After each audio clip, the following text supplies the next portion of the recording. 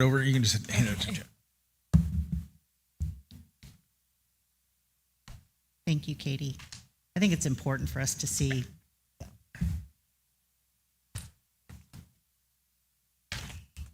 And just a reminder to please speak into the mic. Okay.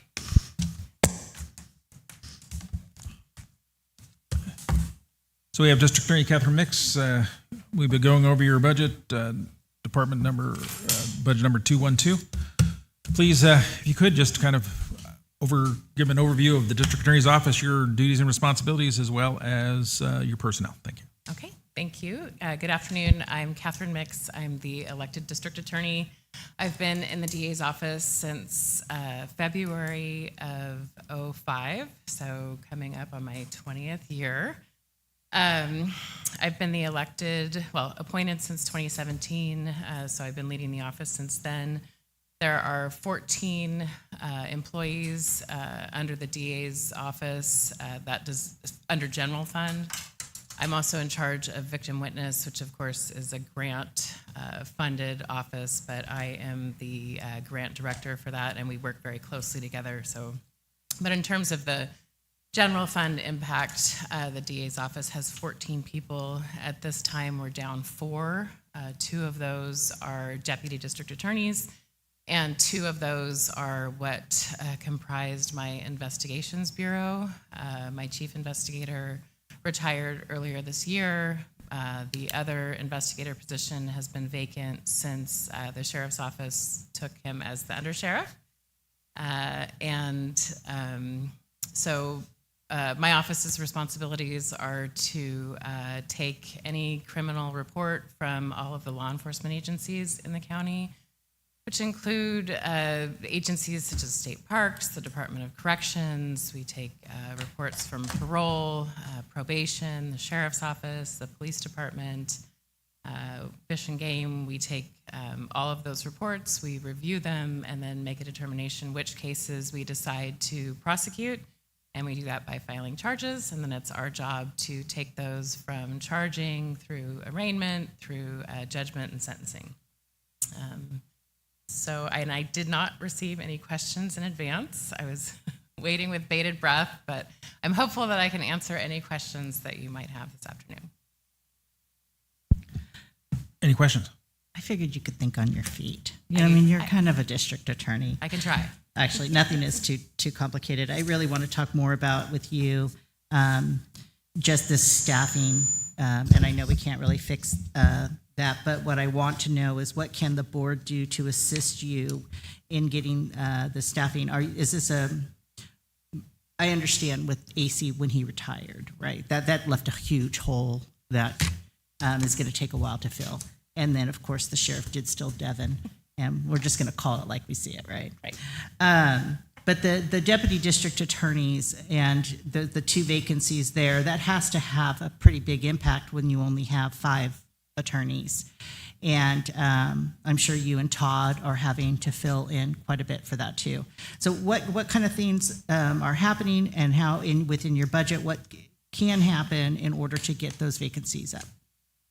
So I hope that Dan didn't jinx himself by saying that he hasn't had the staffing problems, because I think I sat here in 2022 and told the board at a workshop that I didn't have those problems that other departments do. And lo and behold, after that, I lost 3 attorneys. And we have not recovered since the end of 2022. We've hired a few here and there. They've not stayed or haven't worked out for one reason or another. Until now, I have been able to keep the basic structure of the office, which is I have one prosecutor who is dedicated to mainly Pelican Bay prison cases. She also does the juvenile matters. She's been doing them for a very long time, and so I keep her in that dedicated position and don't really pull her to do the general felonies, misdemeanors, caseload, things like that. So I've been able to keep her there. And then I was able to secure a grant to increase our deputies' positions by 1. This was a few years ago. I got a domestic violence vertical prosecution grant. So that grant, I've been able to keep Ms. Ingram, who's on the organizational chart, been able to keep her as the designated domestic violence prosecutor. We have a dedicated advocate from victim witness. We have an investigative assistant that works closely on those cases. So like when they come in, she's immediately listening to jail calls, staying on those. And then of course, stats are required for all of those grants. And so she does those. So I've been able to keep this vertical prosecution unit for domestic violence cases up until now. So just over the last 6 months, we did hire one deputy who didn't end up working out.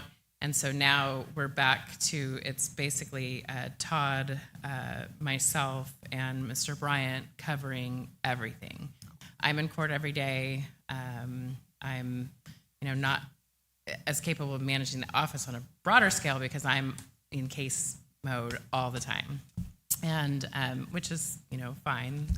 But I'm starting to think that we may need to not take the grant anymore because that requires Ms. Ingram to only focus on those cases. And just if I don't have an extra body to put in a department, like I had a judge have to wait for me yesterday so I could come and do a preliminary hearing because I had been in front of another judge and I didn't have somebody to back me up. So the office is starting to feel it. We have adjusted our charging a little bit. More lower level misdemeanors we're taking a harder look at. So I'm considering doing some restructuring. I would really hate to see that grant go by the wayside. We worked really hard to get it. We've worked hard to keep it. Initially, it was not competitive. After the first couple of years, it became competitive, and we got it. And so I would hate to walk away from that. I've had 0 applicants for a prosecutor position since really early this year. 0. The last round, I had a few. One man said that he really wanted to come here. His family was familiar with the area. They fished here. And when I offered him the position, he had been offered a position in another county, and he called and said, look, I would really, really like to come and work for you, but your steps don't go high enough. I don't have enough opportunity for promotion and growth. And that was another reason why one of the people in 2022 left, is that she basically had stepped out. And when we're talking about attorneys, we're talking about people who often have significant student loans. They have, high opinions of their value and worth, and they want to be paid for it. For sure. And I was looking at what the hourly wage is for a deputy DA1. So picture somebody coming out of law school. It's like, $35 or something. So why would anybody come here for that? So I think it's just about money and possibly increasing the steps just so that it doesn't look so unattractive for somebody who's been offered a job in Kern. And not to say anything bad about Kern, but I think being here is much better. But when you're somebody who has to take care of your family, that bottom dollar is something that's all important. So pay, I think, is the issue. The budget team and admin have been helpful. I was able to, I got in a pinch with a case that I thought was going to be set at a time when I didn't have somebody I could really dedicate to it. And so they helped me hire somebody on a contract basis. I've got that person kind of in the wings on kind of an as-needed basis. Turning to investigations, Chief Field, although he did retire, he has been working on a part-time temporary basis. But we've been eating up his hours because he's been working really hard on a case that was supposed to go to trial in the last couple of weeks. It's been moved, but on a homicide case. So he's been working almost full-time. So he's going to run up on his hour limitation. And this justice system in the county is really going to have a problem if he is not working. And in terms of the other investigator position, I have gotten 0 qualified applicants in 2 years. And for the chief position, I got 1 applicant. I set up an interview, and I showed up for the interview, and that person was a no-show. So there's been very little interest in that. And again, I think it's pay, and there's also some union issues with the investigator positions. But I think ultimately, in most counties, it's a promotion to go from, say, being a sergeant at the sheriff's office to working in the DA's office as an investigator, and it just doesn't work out that way here. So we can't. Interesting. Yeah. We can't really recruit from. Well, we don't want you to take any of the sheriff's No. employees, so. Clearly. But it would be interesting to find out if there was any ways in which we could help make that an attractive lateral from other counties or something. So I do want to just touch upon that vertical prosecution. I do hope that you are able to keep it, especially with crimes like domestic violence. To have a vertical prosecutor, that is so important to have them enter into the system and to exit out to the system with that same prosecutor. That's good for the victims. It's good for the consistency of the justice system as it is. How are you doing on space-wise within your office? Is that something that the sheriff just kind of talked about that being one of his things? I understand that we pay rent for your office, whether you're there or not, so I'm not advocating that you leave, but I'm just wanted to just touch base with you on space. We're fine on space. I've got a couple empty offices. Well done. We'd love to have Phil, yeah.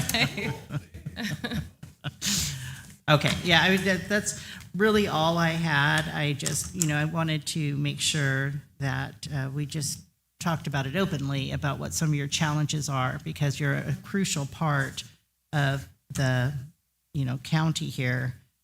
Do you happen to know how many cases were tried last year and how many convictions off the top of your head? I did not give you this. Okay, so that's fine. Sorry. Oh, it's okay. Thank you so much for your time. Thank you. Any other questions? I have two for you, Katie, totally unrelated to each other. You mentioned Pelican Bay prison cases.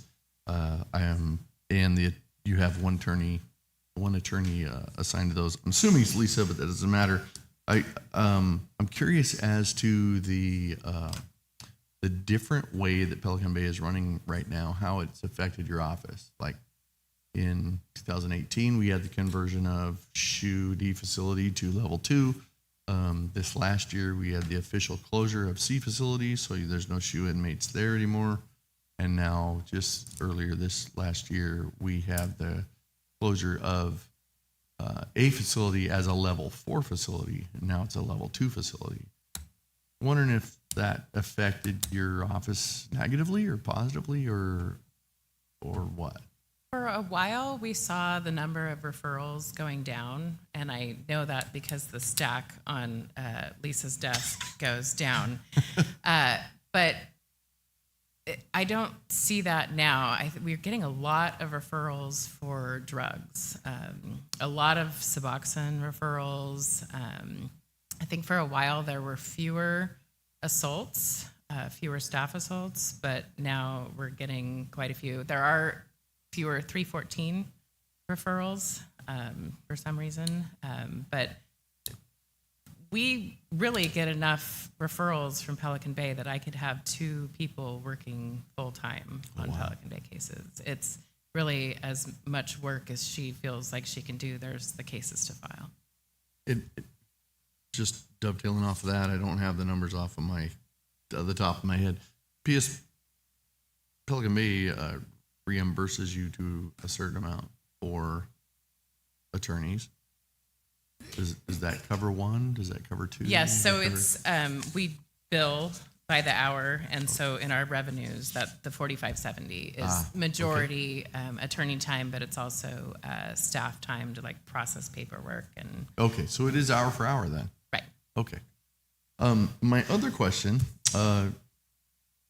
you made a comment about AC working for you after his retirement, and you said that the criminal justice system in Delaware County will be in trouble if he's not working. He's not going to be working the last half of this year. I know you put it kind of gently, but would you care to expand on that? What's your investigative ability going to be when he's out of hours? So AC isn't just a resource for me. He is the resource for every law enforcement agency in the county. I talked to him today because he had a question from the feds on a case involving parks. He's called probably conservatively at least once a day by people needing a search warrant template, asking for whether or not a search they're about to do is something that's okay. He is just such an incredible resource for the community in law enforcement. And for my office, trial prep, his, IT knowledge, his ability to put cases together, to wrangle witnesses. If this community doesn't have AC, I don't know who's going to be there to answer all of these questions. We have a problem with staffing law enforcement in general, but the ones that we do have sometimes are very green and looking for guidance and mentorship. And I'm doing my best to convince AC that he should not be retired. But I think the more days he has off, the more he disagrees with me. So I just can't overstate the importance that one resource is for the law enforcement community here. So would you say that without him in the seat, then we won't see the prosecutions that we need to see?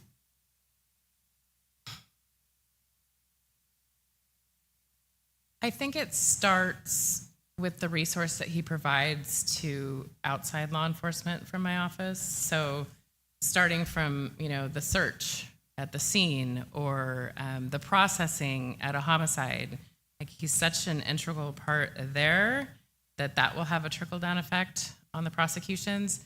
In terms of my office, if there's a big case that needs to be put together, we're going to put it together. If AC's there or not, we will pull whatever resources we need to from outside agencies, from inside the office. We'll put double prosecutors on it. Whatever I have to do to make the case on something that's important, to make the case come together, we'll do it. It will make it very, very difficult without him. Yeah, thank you for that. I know I've seen him show up, and I think that local resource is invaluable because I've seen him show up and say, did you ask this question? Did you ask that question? Did you gather this piece of evidence? Did you do it in this way and not that way?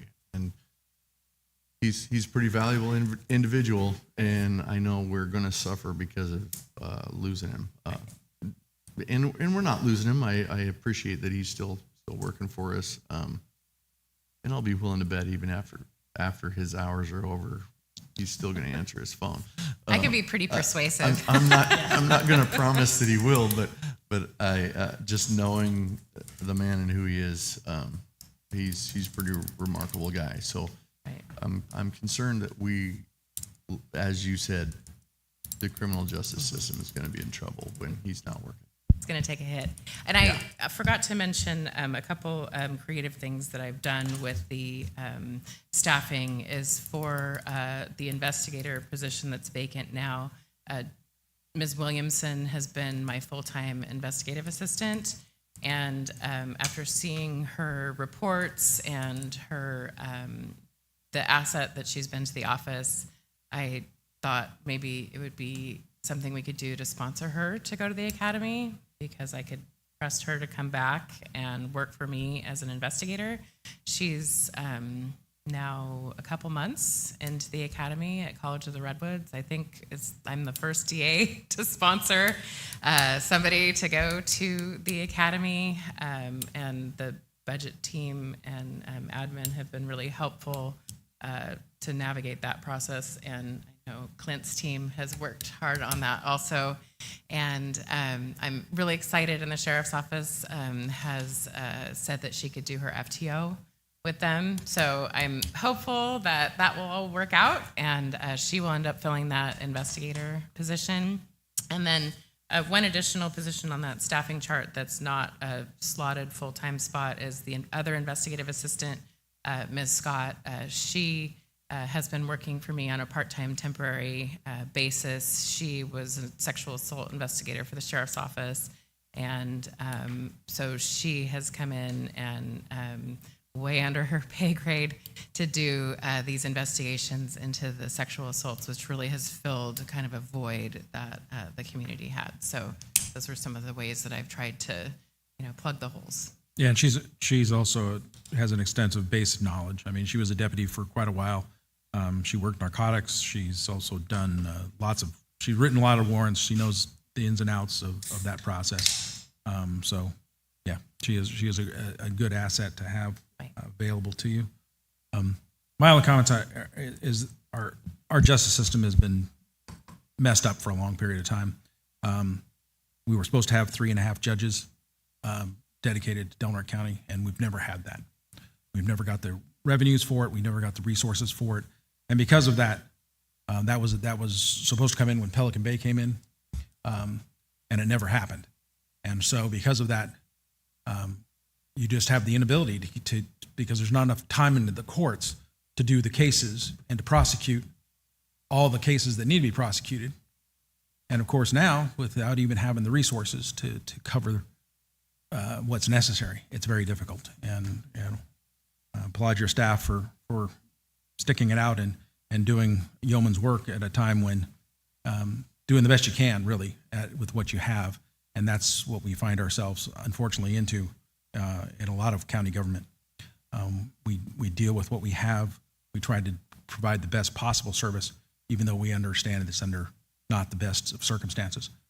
And I understand the possibility, the potentials that you have of having to turn away money because you just don't have the staff to dedicate 100% to what a grant requires. And I faced that numerous times when I was sheriff, is that, and we went through a period of time when the transition from AB 109, 4757, when basically the federal government decided that we're no longer going to be sending narcotics enforcement dollars to California. And then the state itself withdrew all of its enforcement dollars and went into programming. And so we saw this huge suck of money lost. At our height, we had 9 people in our investigative unit, separate from the sheriff's office, and we were fully staffed on our deputies. And so where we have been to where we are now is a reflection of not only the forces that have been put on us by government, by allocating money and taking it away from law enforcement and prosecution, putting it into programming. And as we face more and more of this going forward, I think it's going to be far more difficult because we don't see the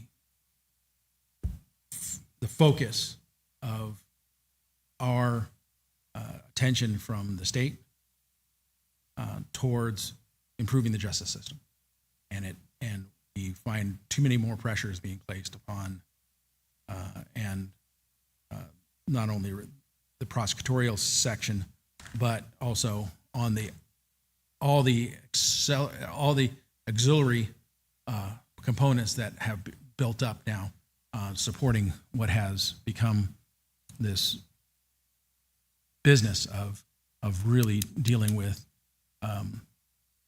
the rehabilitation, reform, and programming of the shifting of from incarceration model to a program model, and we see the results as we see our crime rates skyrocket.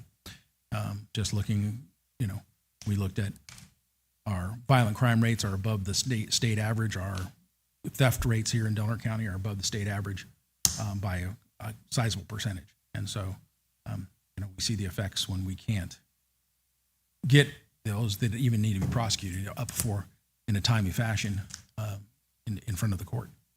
And I appreciate your time and I appreciate your effort. Is there any public comment? So, again, when I look at what was given as a packet online, I noticed that under 20232, professional services for PBSP and 20233 and 20234. There was $0 for a budget, so I don't get that. That doesn't explain anything to the public. And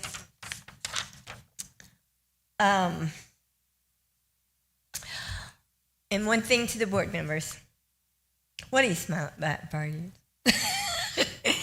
Listen, you know, I'm a homeowner. I pay my taxes, and I expect services.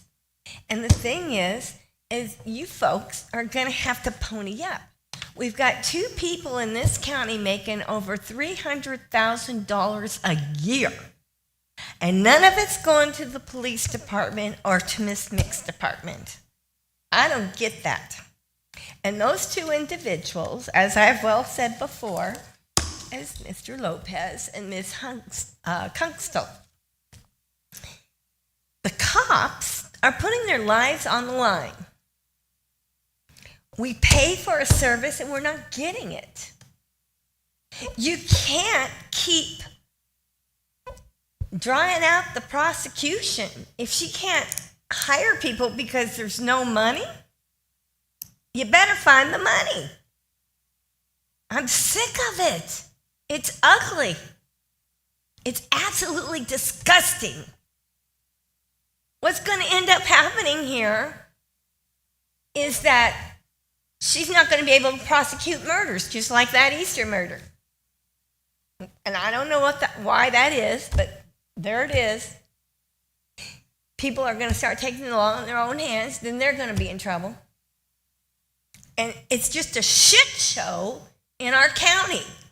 And it's because you board members don't get on after him, and he doesn't have anything to do with it. You got